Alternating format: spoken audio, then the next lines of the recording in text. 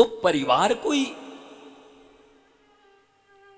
जो तुम सदा कहते हो कि परिवार के कारण मैं व्यस्त हूं, गुरुजी हम कोई बाबा जी थोड़े ही हैं, गृहस्थी लोग हैं, थोड़ा परेशान रहना तो बनता है। भाई ये पाठ तुमको किसने पढ़ाया है, कहां से पढ़े हो? क्योंकि हम भी बड़े शास्त्र इत्यादि पढ़ते रहते हैं, वो हमको नहीं मिलता। वेद वेदांत शास्त्र सार सिद्धांत ढूंढते ही रहते हैं तो दिन रात, यही हमारा काम है और क्या है। हम थोड़ी वोटर लिस्ट ढूंढ रहे हैं कि कहां कितने वोटर हैं, हमारे वोटर तो वही वेद में बैठे।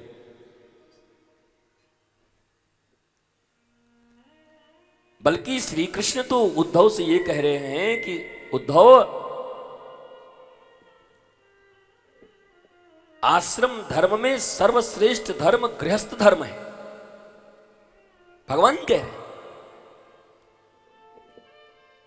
और तुम जब भी किसी साधु किसी गुरु के पास जाते हो तो अपनी मजबूरी बताते हो, क्या करें महाराज जी गृहस्थी है। मतलब भगवान सही बोल रहे हैं कि तुम सही बोल रहे हो, मैं बड़ा कंफ्यूज रहता हूं, बड़ा कंफ्यूजन है मुझे।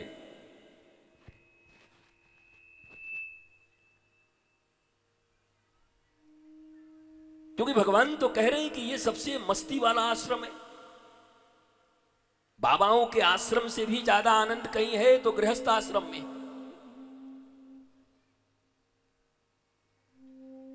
हाँ, और गृहस्थ के बारे में एक और सुन लो, आश्रम मतलब जहां बाबा लोग रहते हैं, सिर्फ उसी को नहीं कहते। तुम्हारा घर भी आश्रम है, गृहस्थाश्रम, समझ गए? इसलिए आश्रम को केवल टारगेट मत करना, तुम्हारे भी घर में आग लग जाएगी।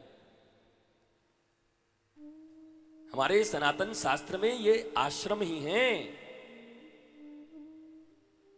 गृहस्थ आश्रम कहते हैं, घर द्वार नहीं कहते। ये कादर खान का पिक्चर नहीं है कि अपना घर है स्वर्ग से सुंदर, ये सनातन संस्कृति का है। गृहस्थ आश्रम वह आश्रम जहां सृष्टि के नियम के अनुकूल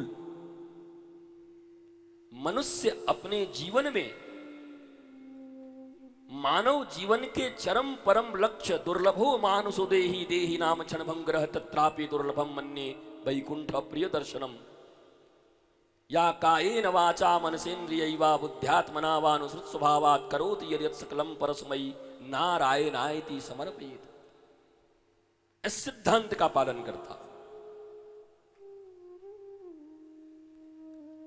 गृहस्थ में केवल धान का भूसा नहीं निकालना घर में बैठ करके, भूसा यहां से निकाला वहां रखा, जूता वहां से उठाया वहां रखा, दीपावली में थोड़ा रंग पुचाड़ा करवा दिया, सिटकिनी टूट गई तो सिटकिनी लगवा दिया, पुराने टाइल्स हो गए तो नया मकराना लगवा दिया,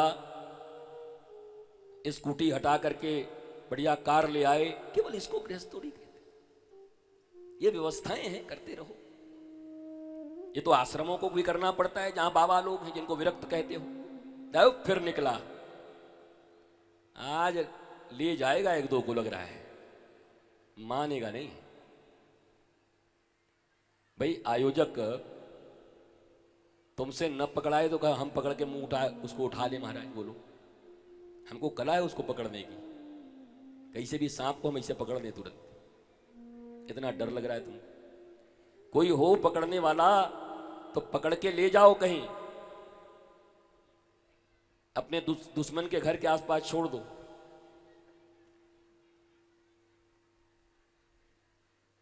चलो आज ठाकुर जी की बड़ी कृपा है, हम भी ऐसे ही मौज लें बीच बीच में।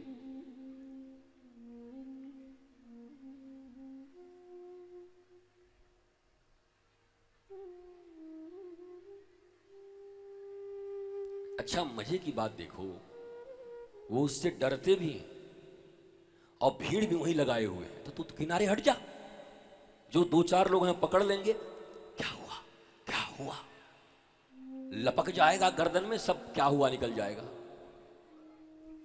इसमें बोलना है, अच्छा हटाइए, लेकिन ये इसको भी थोड़ा ठीक करिए।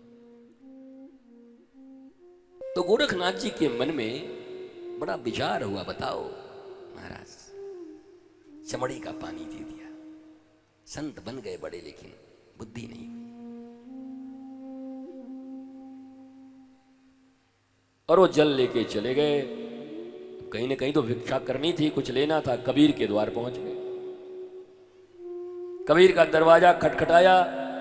एक छोटी सी बच्ची निकली, लाली। बोला कुछ दे।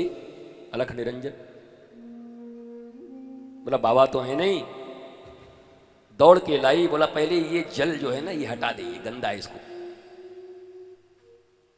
तो गोरखनाथ जी के खप्पर में जो जल था वो जल लेकर कबीर की बेटी कमाली ने पी लिया।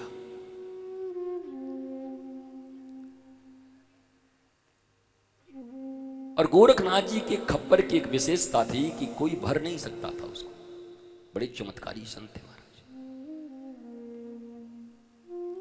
चाहे ट्रकों के ट्रक गोदाम से ला करके उसमें अनाज डाल दो, चाहे इतना डाल दो, इतना खाली रहेगा, ठीक पुष्पक विमान की तरह। हजारों आदमी बैठ जाएं फिर भी एक सीट खाली रहेगी। गोरखनाथ जी को लाली ने कुछ दिया, वो पाए और चले गए। अब 20 सालों के बाद वही गोरखनाथ तत्कालीन भारत के मुल्तान शहर में, तब तो ये पाकिस्तान बांग्लादेश से सब बेचारे कहां थे, ये हम ही को काट काट के तो सब बन गए। मुल्तान हमारा ही जगह था। इसलिए जब मैं ये अधूरा गा के छोड़ देता हूं तो लोग हमारी तरफ ऐसे देखते हैं, ये पाकिस्तान के मुल्तान का नाम क्यों लिए।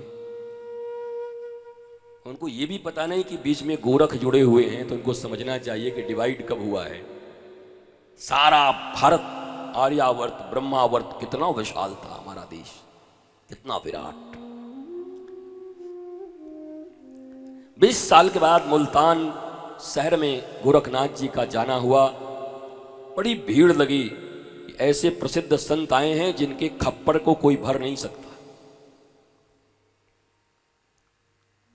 तो एक युवती निकली, गोरखनाथ जी आए और गोरखनाथ जी के खप्पर में उसने कुछ चावल डाले और चावल इतना गया कि बाहर गिरने लगा। गोरखनाथ कौन है तू?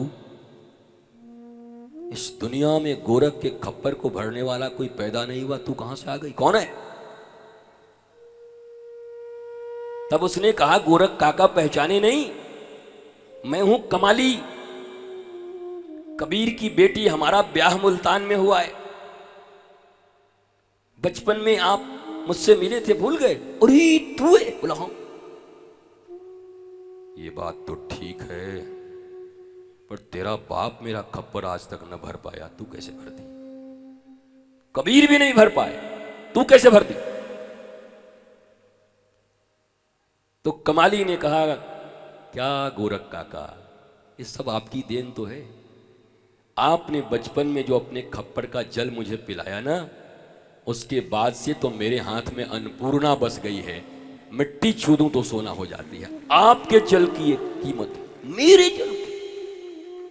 ओ गोरखनाथ जी को लगा बड़ा भूल हुआ भाई, ये तो है तो सिद्ध योगी खेचर, योग के माध्यम से आकाश में गमनागमन करते हुए तत्क्षण फिर पहुंच गए जहां रैदास जी बैठे हुए थे। मुल्तान से सीधा यहां लैंड कर गए और आकर के आज 20 साल के बाद भी रैदास जी फिर वही काम कर रहे हैं अपना। कठौती में अपना चमड़ा रख करके जूते बनाने में राम राम श्री राम राम मंत्र जप चल रहा है और अपने काम में लगे। जब गोरखनाथ जी ने आकर फिर से कहा अलख निरंजन भिक्षाम देहि, रैदास जी ने आंखें उठाई नहीं ऊपर, नीचे बस ऐसे ही जूते बनाते रहे और उनके मुख से एक संगीत की धारा फूट पड़ी।